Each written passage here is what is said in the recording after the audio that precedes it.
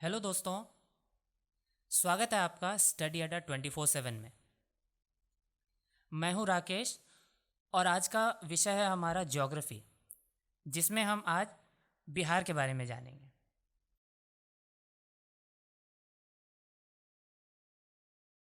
ऐतिहासिक दृष्टिकोण से बिहार भारत का एक मुख्य राज्य है, जिसकी राजधानी पटना है।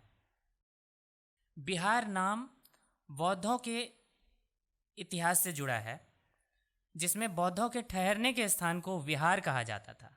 और इसी विहार का जो अपभ्रंश शब्द है बिहार, जिसे हम आज बिहार के रूप में जानते हैं। बिहार गंगा नदी के इर्द गिर्द बसी हुई एक राज्य है, जिसकी कुल क्षेत्रफल 94,163 वर्ग किलोमीटर है। क्षेत्रफल की दृष्टिकोण से भारत का यह 13वां राज्य है और इसकी भौगोलिक तौर पर 3 भागों में हम बिहार को बांट सकते हैं, उत्तर से दक्षिण की ओर।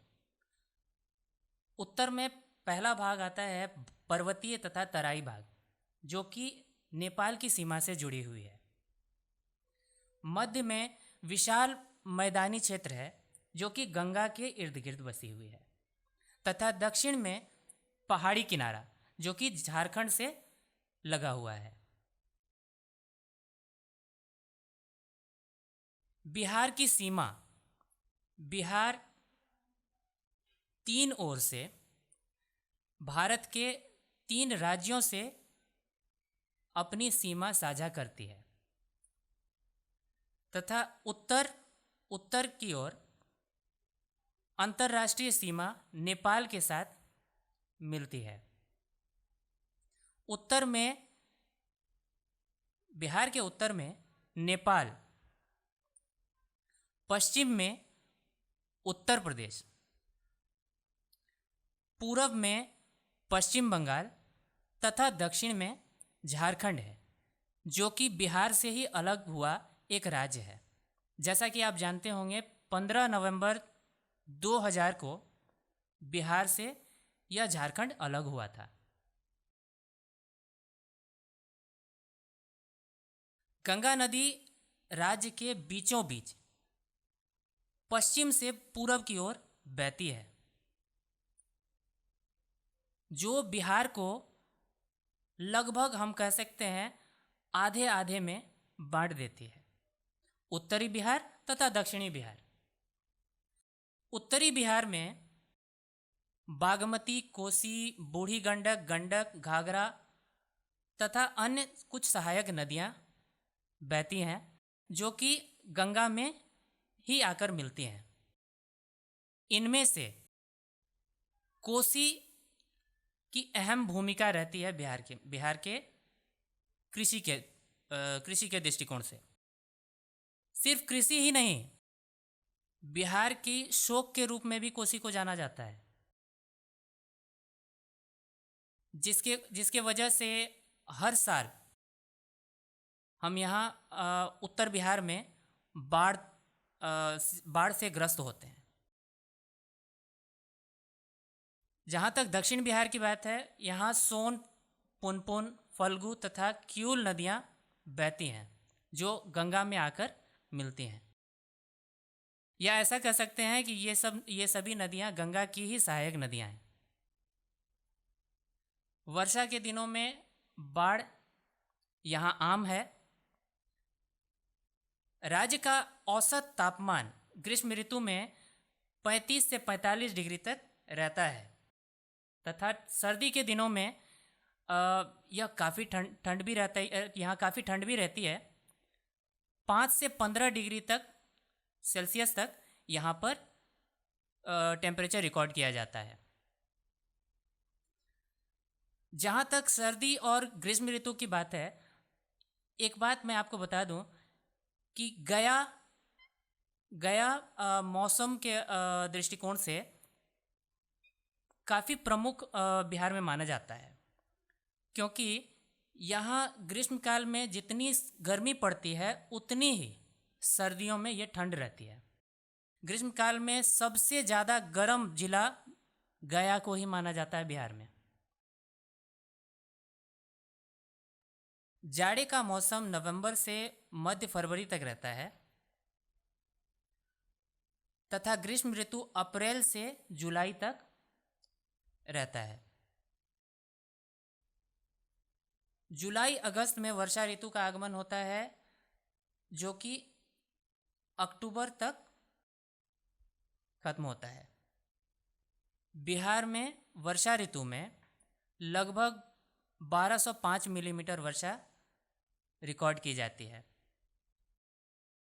बिहार की मुख्य भाषाओं में हिंदी, अंगिका, भोजपुरी, मगही, उर्दू और मैथिली को जाना जाता है, जिनमें से हिंदी तथा मैथिली ऐसी दो भाषाएं हैं जो हमारे संविधान की 22 भाषाओं में कृत की गई हैं।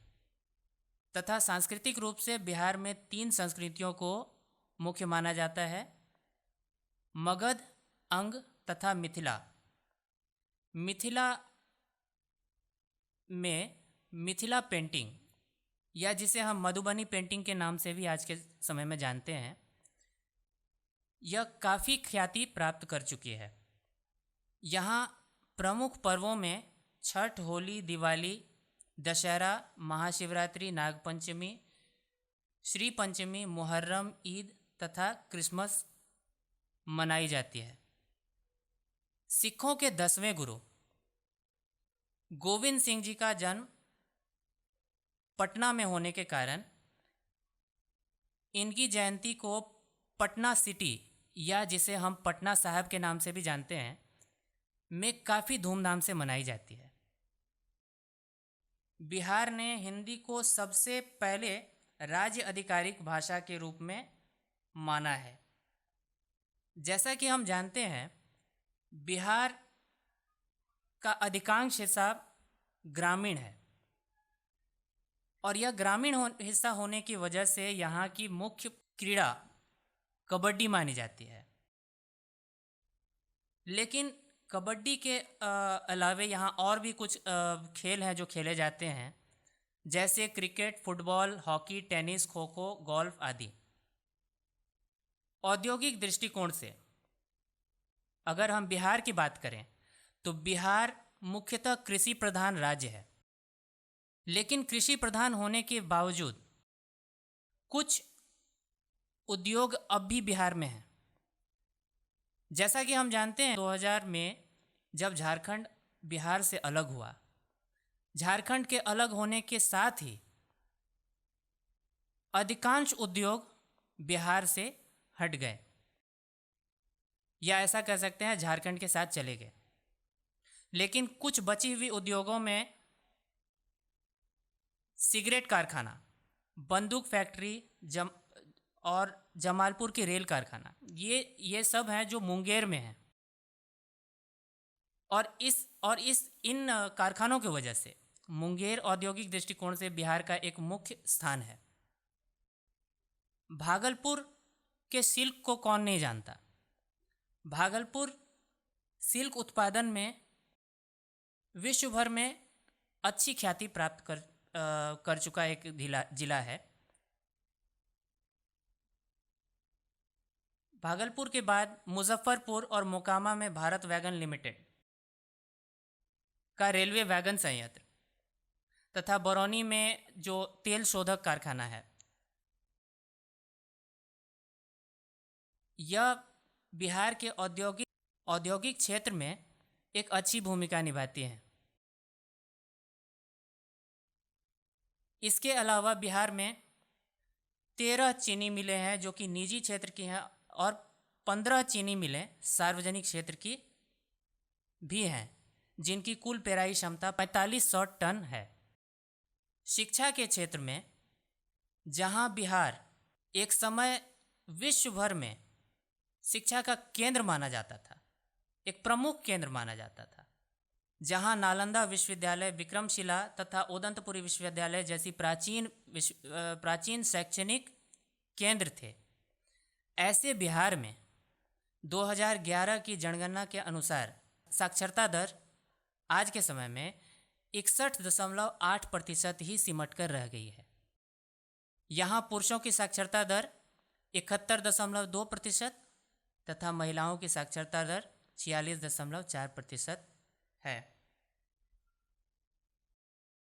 ऐसे वीडियोस को देखने के लिए हमारे चैनल को लाइक, सब्सक्राइब और शेयर करें तथा अगला वीडियो आप किस राज्य के ऊपर चाहते हैं ये कमेंट बॉक्स में लिखना ना भूलें।